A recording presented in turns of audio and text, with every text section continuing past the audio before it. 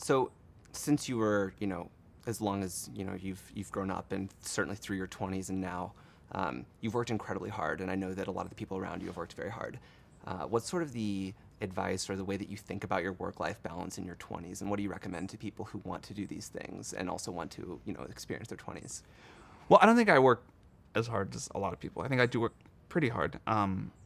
But I'd say it's really, I think it's compound interest is a good metaphor here.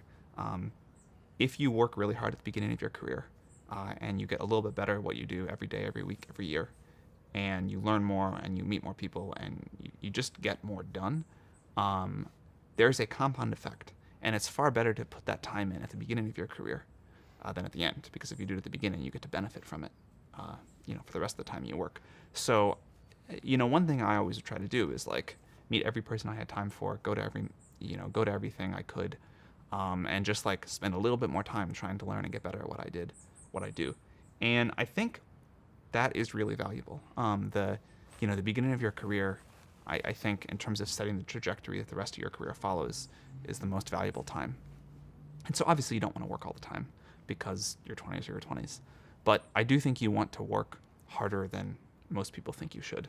And I think that if you do that, you tend to benefit from it later. Life is super unfair. Sometimes you also just get unlucky.